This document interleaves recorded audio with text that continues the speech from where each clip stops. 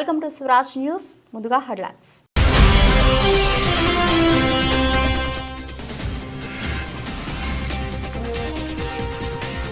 జన్మతః పౌరసత్వాన్ని రద్దు చేస్తా, సిటిజన్షిప్ పై పేజీ పెడుతున్న ట్రంప్.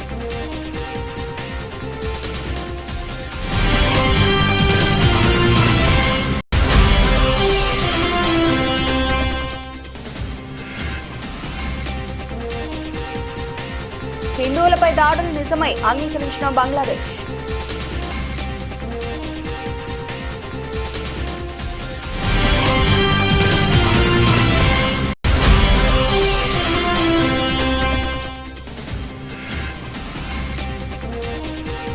వారికి ఫోన్లు చేసి వేధించేవారు. కేంద్ర మంత్రి నిర్మలా సీతారామన్ సంచలన వ్యాఖ్యలు.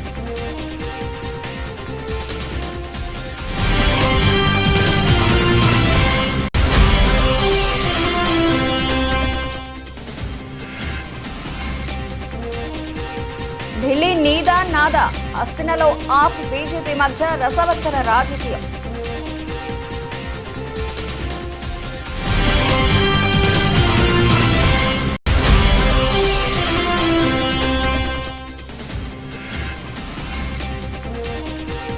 షార్ట్ లిస్ట్ రెడీ, సంక్రాంతికి విడుదల. ఢిల్లీకి చేరిన తెలంగాణ కాంగ్రెస్ రాజకీయం.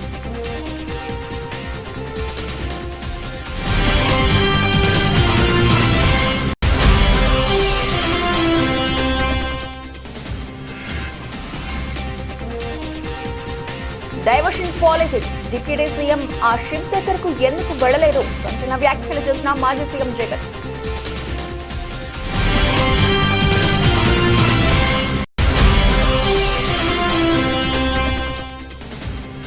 ఆసీస్ పర్యటనలో భారత్ కు ఘోర పరాభవం.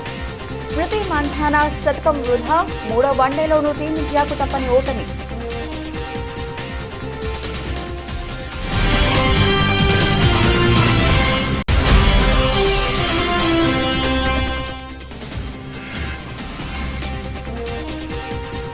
ఇక సహించేది లేదు, ఆ రూమర్స్ పై ఫైర్ అయిన సాయి పల్లవి.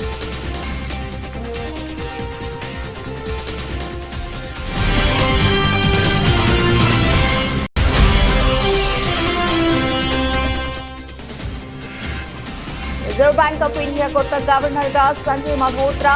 అసలు ఎవరి సంజయ్? ఆయన ట్రాక్ రికార్డ్ ఏంటి?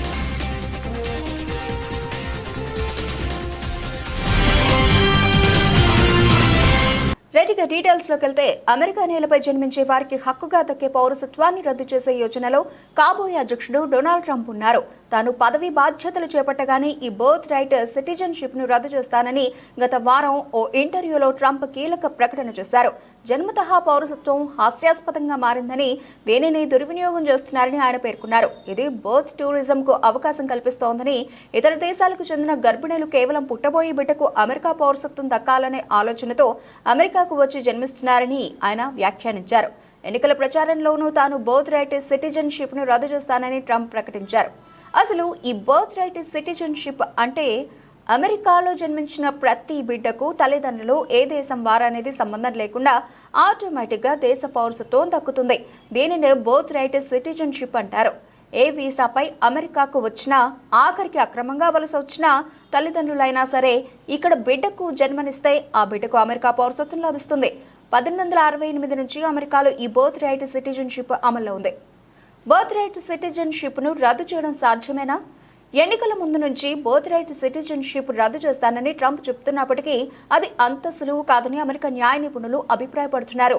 అమెరికా రాజ్యాంగం 14వ రాజ్యాంగ సవరణ ద్వారా జన్మతః పౌరసత్వాన్ని కల్పించింది.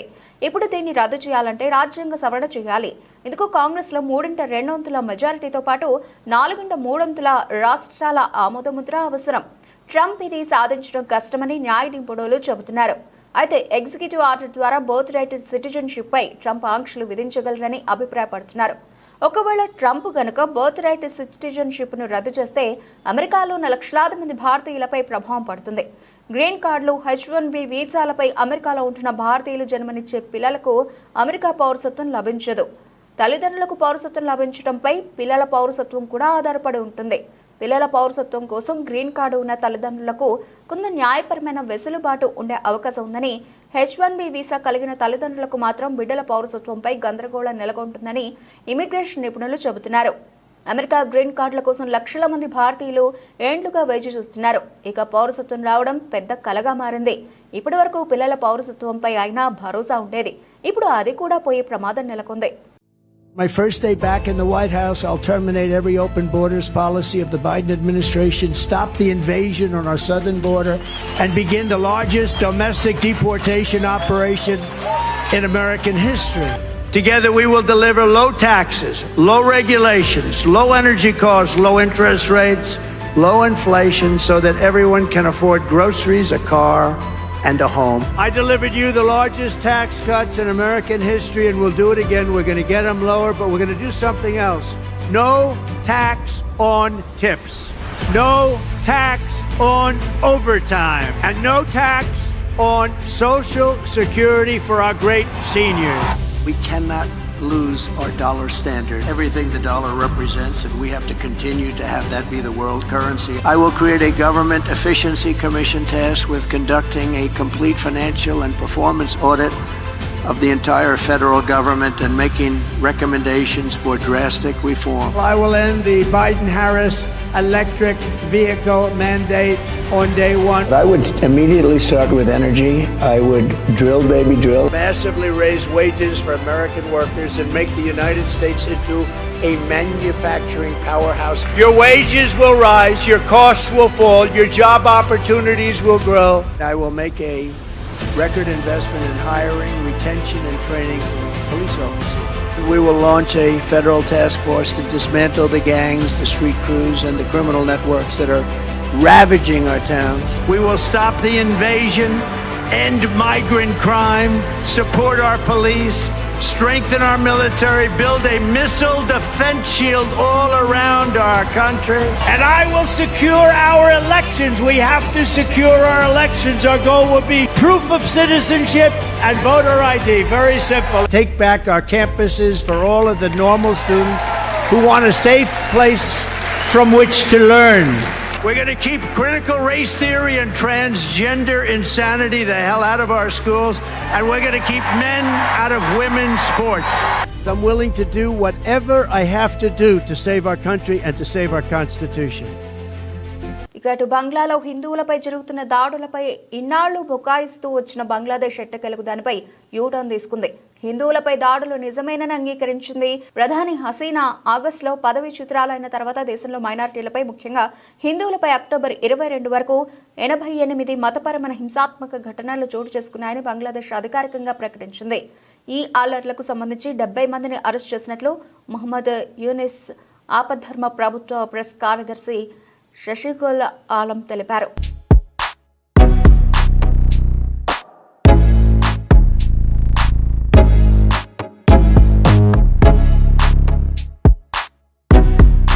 ప్రభుత్వ రంగ బ్యాంకులను కేంద్ర ప్రభుత్వం తమ మోసపూరిత మిత్రులకు అపరిమిత వనరుగా ఉపయోగిస్తోందని కాంగ్రెస్ ఎంపీ రాహుల్ గాంధీ ఆరోపించిన విషయం తెలిసిందే. రాహుల్ వ్యాఖ్యలపై కేంద్ర ఆర్థిక శాఖ మంత్రి నిర్మలా సీతారామన్ మండిపడ్డారు. ఆయన విమర్శలను తిప్పికొట్టారు. ప్రభుత్వ రంగ బ్యాంకులను యూపీఏ హయాంలో తమ బంధుమిత్రులు చీకటి వ్యాపారుల కోసం ఏటీఎంలా వాడుకున్నారంటూ విరుచుకుపడ్డారు. తాము చెప్పిన వారికి రుణాలు ఇవ్వాలని బ్యాంకు సిబ్బందికి ఫోన్లు చేసి వేధించేవారని నిర్మలా సీతారామన్ ఆరోపించారు. కానీ నరేంద్ర మోదీ హయాంలో బ్యాంకులు, ప్రత్యేకంగా ప్రభుత్వ రంగ బ్యాంకులు గణనీయమైన పురోగతి సాధించాయని తెలిపారు. బీజేపీ హయాంలోనే 54 కోట్ల జన్ ధన్ యోజన ఖాతాలు, పీఎం ముద్ర రుణాలు, స్టాండ్ అప్ ఇండియా, అలాగే పీఎం స్వానిధి వంటి స్కీమ్స్ తీసుకొచ్చినట్లు తెలిపారు. మోదీ హయాంలో 4RS వ్యూహంతో పాటు పలు సంస్కరణలు అమలు చేస్తున్నామని, 3.26 లక్షల కోట్ల రూపాయల రీక్యాపిటలైజేషన్తో ప్రభుత్వ రంగ బ్యాంకులను బలోపేతం చేశామని కేంద్ర మంత్రి అన్నారు. నిర్మలా సీతారామన్ మాట్లాడుతూ, రాహుల్ గాంధీ వాస్తవాలు మాట్లాడాలి. బ్యాంకుల్లో కష్టపడి పనిచేసే ఉద్యోగులపై అసత్య ప్రచారం చేయడం మానుకోవాలి. ముందుగా ఆయన బ్యాంకింగ్ సెక్టార్పై అవగాహన పెంచుకోవాలి. యూపీఏ హయాంలో బ్యాంకులను ఏటీఎంలా వాడుకున్నారు. కాంగ్రెస్ నేతలు చెప్పిన వారికే రుణాలు ఇవ్వాలని ప్రభుత్వ రంగ బ్యాంకుల్లోని సిబ్బందికి ఫోన్లు చేసి వేధించారు. రుణాలు ఇవ్వని పక్షంలో వారిని టార్గెట్ చేసేవారంటూ పేర్కొన్నారు.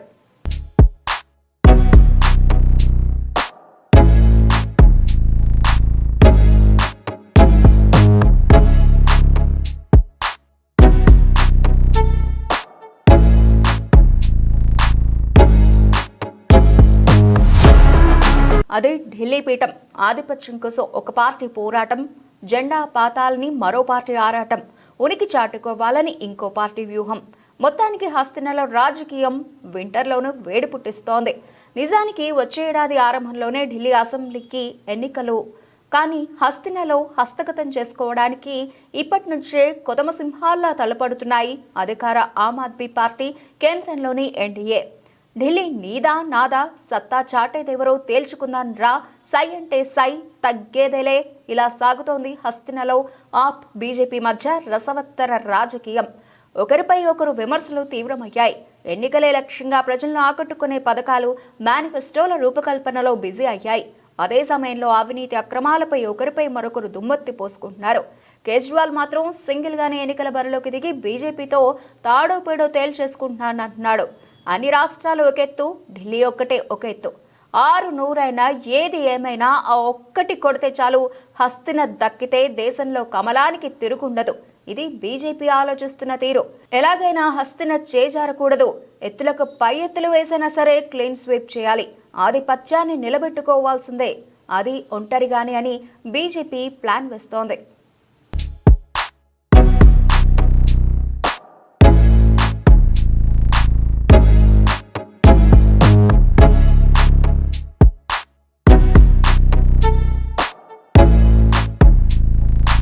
కాంగ్రెస్ ప్రభుత్వం అధికారంలోకి వచ్చి ఏడాది పూర్తయింది. ఇప్పటికీ సీఎం రేవంత్ రెడ్డి సహా మరో 11 మంది మంత్రులతోనే రేవంత్ సర్కార్ నడుస్తోంది. ఇంకా మరో 6గురికి కేబినెట్లో అవకాశం ఉంది. సీఎం రేవంత్ రెడ్డి ఢిల్లీ పర్యటనకు వెళ్లిన ప్రతిసారి కేబినెట్ విస్తరణ జరుగుతుందని బాగా ప్రచారం జరిగింది.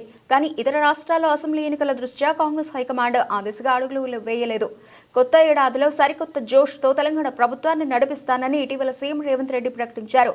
సీఎం ప్రకటనకు తగ్గట్టుగానే సంక్రాంతిలోపై కేబినెట్ విస్తరణ కోసం తెలంగాణ ప్రభుత్వం సీరియస్ గా ఆలోచిస్తోంది. ఇప్పటికే ఇతర రాష్ట్రాల్లో ఎన్నికలు ముగిసిన నేపథ్యంలో కేబినెట్ విస్తరణపై కాంగ్రెస్ హైకమాండ్ కూడా ఫోకస్ పెట్టింది. దీంతో తెలంగాణ కాంగ్రెస్ రాజకీయం ఢిల్లీకి చేరింది. కేబినెట్ లో కొత్త ముఖాల జాబితా షార్ట్ లిస్ట్ చేసుకుని CM Revanth Reddy, deputy CM Bhatti Vikramarka ఢిల్లీలో అధిష్టానం ముందు ఉంచారు. ఇప్పటికే రాహుల్ గాంధీని కలిసి కేబినెట్ విస్తరణపై చర్చించారు.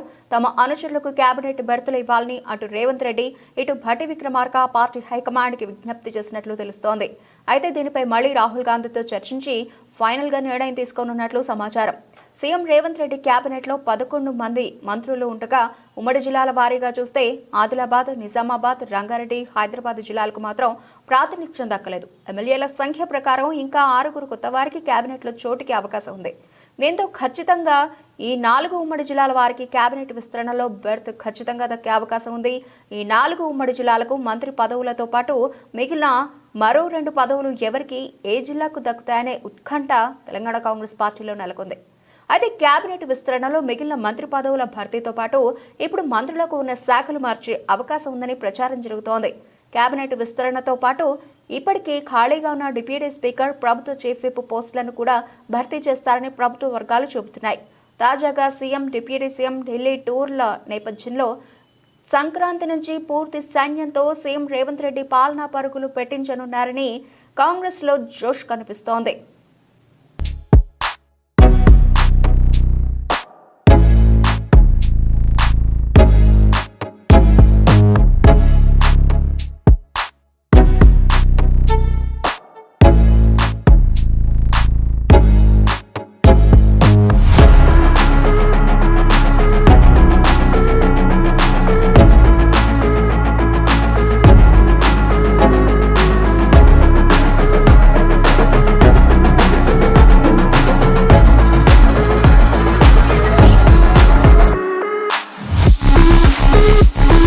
ఇటు సీఎం చంద్రబాబు నాయుడు సూపర్ 6 హామీలు అమలు చేయలేక ప్రతి నెల ఒక అంశం తీసుకొచ్చి ప్రజలను తప్పుదోవ పట్టిస్తున్నారని వైసీపీ అధినేత మాజీ సీఎం జగన్మోహన్ రెడ్డి మండిపడ్డారు.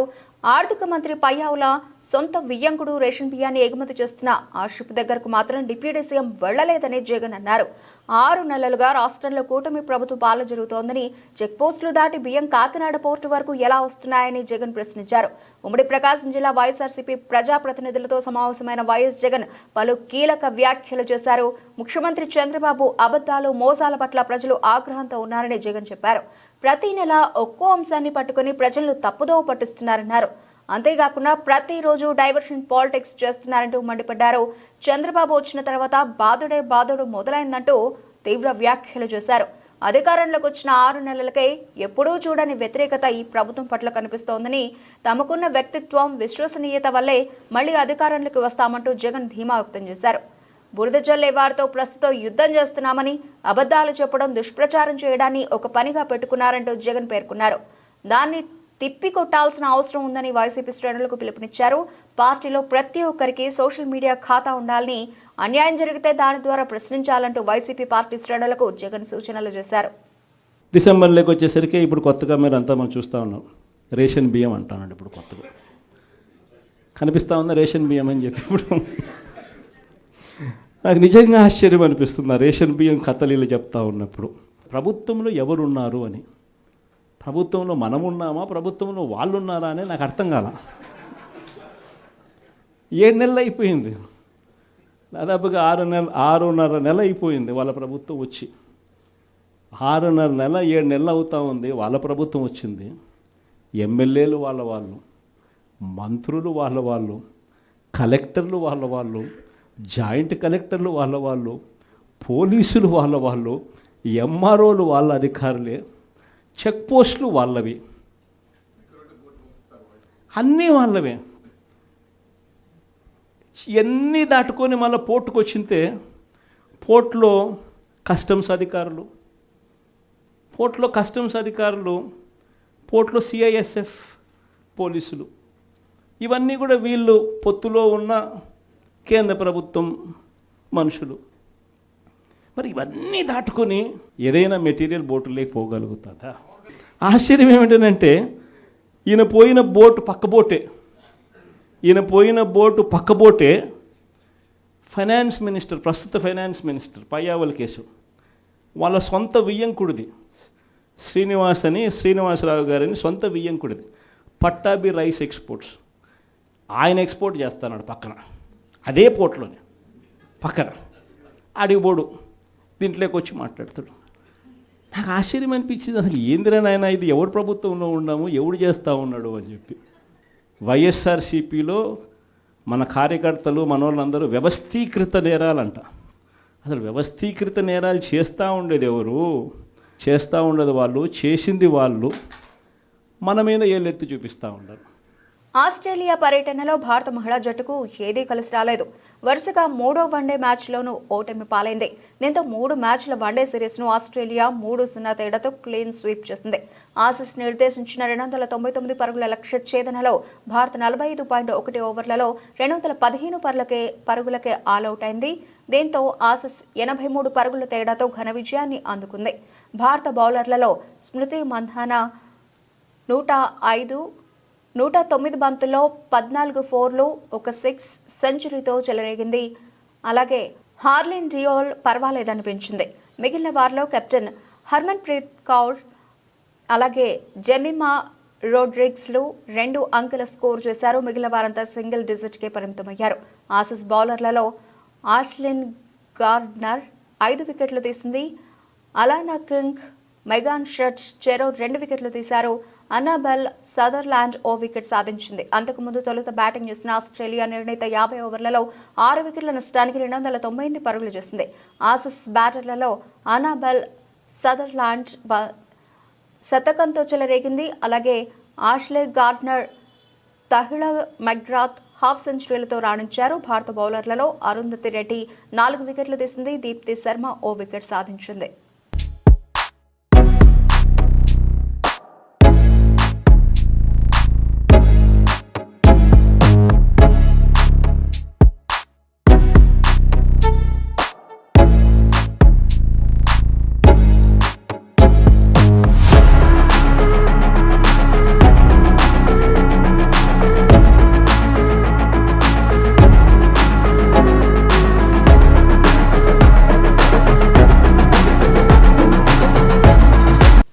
స్టార్ హీరోయిన్ సాయి పల్లవి గురించి ప్రత్యేక పరిచయం అవసరం లేదు. ఇప్పటికే ఎన్నో సినిమాల్లో నటించి భారీ గుర్తింపు తెచ్చుకున్న ఈ బ్యూటీ ఇటీవల అమరన్ సినిమాతో బ్లాక్ బస్టర్ విజయాన్ని తన ఖాతాలోకి వేసుకుంది.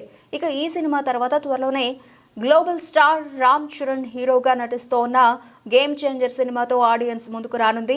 అలాగే బాలీవుడ్లో కూడా రామాయణం సినిమా చేస్తోంది.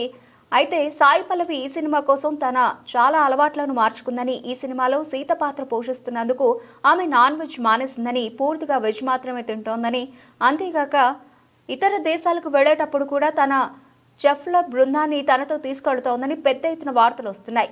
ఇన్ని రోజులు ఈ వార్తలపై స్పందించిన సాయి పల్లవి తన సహనాన్ని కోల్పోయింది. ఎట్టకేలకు ఈ వార్తలకి చెక్ పెట్టింది. తాజాగా తన సోషల్ మీడియా వేదికగా ఇలా రాసుకొచ్చింది. చాలాసార్లు, దాదాపు ప్రతిసారి నేను నిరాధారమైన పుకార్లు, కల్పిత అబద్ధాలు, తప్పుడు ప్రకటనలు వేరే ఉద్దేశంతో లేకుండా వ్యాప్తి చెందడాన్ని చూసినప్పుడల్లా మౌనంగా ఉండడానికి ప్రయత్నిస్తాను. కానీ ఇప్పుడు అసలు అలా ఊరుకోను. ఏదైనా పేరున్న మీడియా లేదా పేజీ నాపై తప్పుడు పుకార్లు రాసినా, చెప్పినా మౌనంగా ఉండబోనని, ఒకవేళ అలా జరిగితే ఖచ్చితంగా చట్టపరంగా ఎదుర్కొంటానని సాయి పల్లవి స్ట్రాంగ్ వార్నింగ్ ఇచ్చింది. దీంతో సాయి పల్లవి చేసిన ఈ పోస్ట్ నెట్టింట వైరల్ అవుతున్నాయి.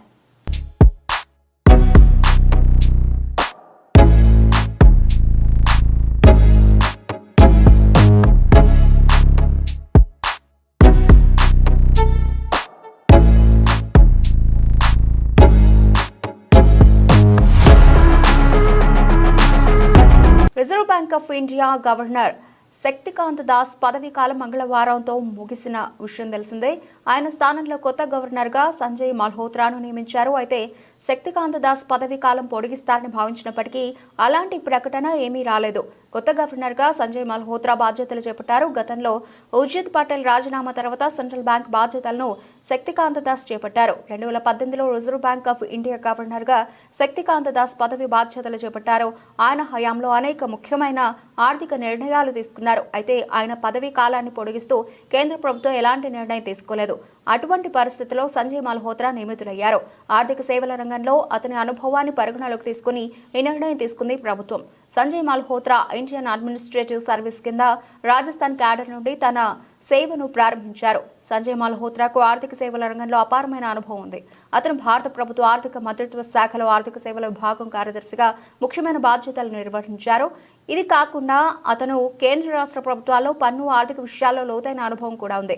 సంజయ్ మల్హోత్రా వచ్చే 3 ఏళ్ల పాటు రిజర్వ్ బ్యాంక్ ఆఫ్ ఇండియా గవర్నర్గా కొనసాగనున్నారు. ఆర్బీఐ గవర్నర్గా ఆర్థిక మంత్రిత్వ శాఖలో పనిచేస్తున్న సంజయ్ మల్హోత్రా పనితీరు ఎలా ఉంటుందో చూడాలి.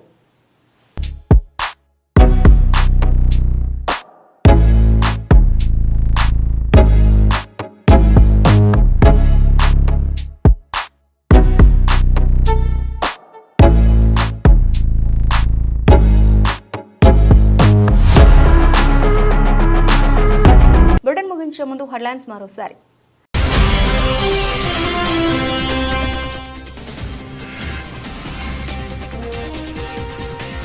జన్మతః పౌరసత్వాన్ని రద్దు చేస్తా, సిటిజన్షిప్ పై పేజీ పెడుతున్న ట్రంప్.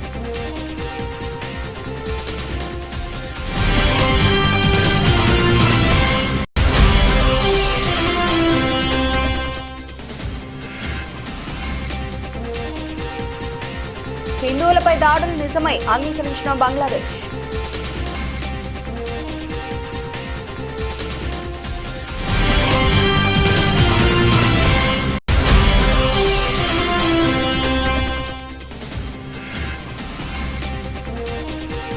వారికి ఫోన్లు చేసి వేధించేవారు, కేంద్ర మంత్రి నిర్మలా సీతారామన్ సంచలన వ్యాఖ్యలు.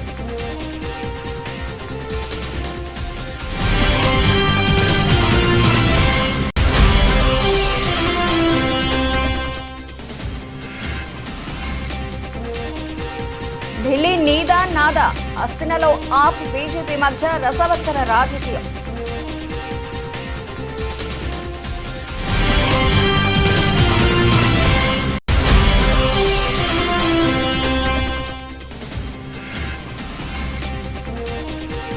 షార్ట్ లిస్ట్ రెడీ, సంక్రాంతికి విడుదల. ఢిల్లీకి చేరిన తెలంగాణ కాంగ్రెస్ రాజకీయం.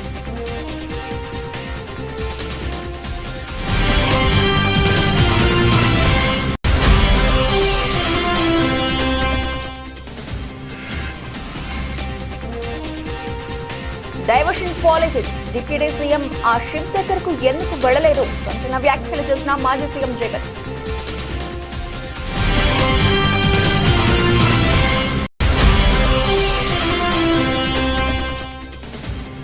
ఆసీస్ పర్యటనలో భారత్కు ఘోర పరాభవం. స్మృతి మంధాన శతకం వృధా. 3వ వన్డేలోనూ టీమిండియాకు తప్పని ఓటమి.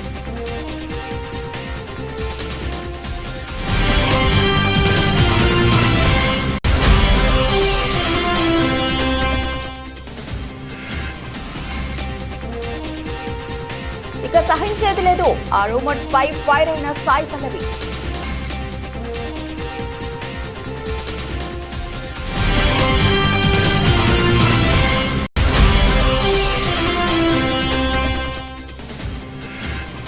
రిజర్వ్ బ్యాంక్ ఆఫ్ ఇండియా కొత్త గవర్నర్ గా సంజయ్ మల్హోత్రా. అసలు ఎవరి సంజయ్? ఆయన ట్రాక్ రికార్డ్ ఏంటి?